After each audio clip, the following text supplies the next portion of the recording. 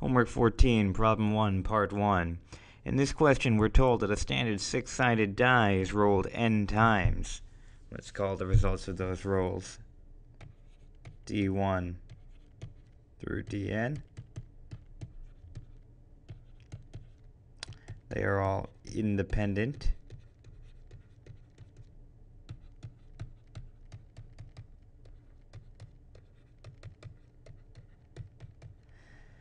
Their average is defined to be a, so we might define their sum. Let's call it s. That's another random variable. And then their average will be s over the number of die rolls. The question posed to us is, how does the central limit theorem help us approximate the distribution of a? Well, let's recall what the central limit theorem says. In the form given to you in class, the central limit theorem says that if we have some distribution, such as the distribution of a die roll, and we draw from that distribution independently n times and add the results, producing our s here, but then normalize this so that it has mean 0 and standard deviation 1 by subtracting out whatever its actual mean is, and then dividing until reaching a standard deviation of 1, the distribution of this result will approximately be normal. Specifically, in the limit, as n goes to infinity, this will be a normally distributed random variable. So we have that s minus the expected value of s divided by the standard deviation of s is, in the limit as n goes to infinity,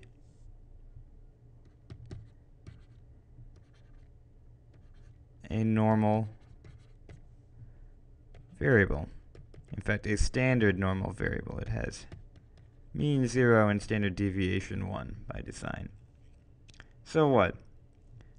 Well, if that is a normally distributed variable, then a is, in some informal sense, also a normally distributed variable. Why is that? Well, let's recall the expected value of s is just going to be n times the expected value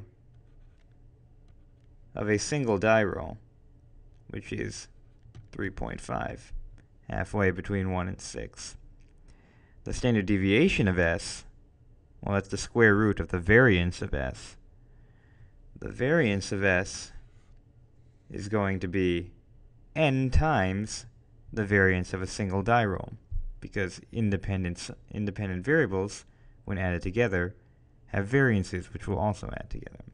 So the standard deviation of s will be the square root of n times the standard deviation of a single die roll, which you may recall is the square root of 35 over 12. Just some constant. So what if this variable, s minus 3.5n over square root n times square root 35 over 12,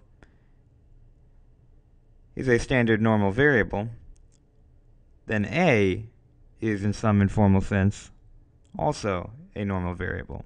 Not a standard normal variable, but a normal variable, because a is my vertical equal sign. A is s over n, which is equal to this variable. Let's call this, I don't know, g. G times square root of n times square root of 35 over 12 plus 3.5n, and then all divided by n. In other words,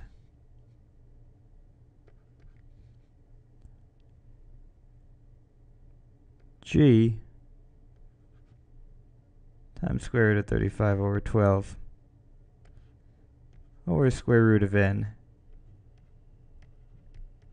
plus 3.5.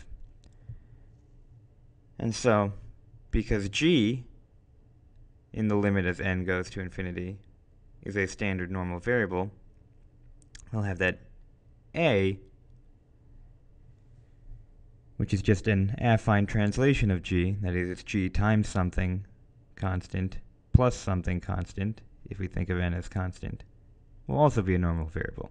Of course, the expected value of a won't be 0, it'll be 3.5, as it's the average of a number of random variables with mean 3.5. And the standard deviation of a won't be 1. The standard deviation of a will be square root of 35 over 12 divided by the square root of n. And so in the limit, as n goes to infinity, this will be 0. A will get closer and closer to a distribution which is completely contained in a very small area around 3.5.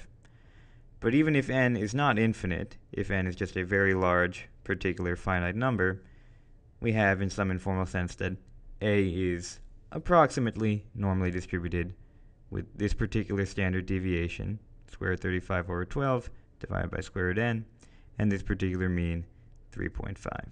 So that's how the central limit theorem helps us approximate a using the normal distribution.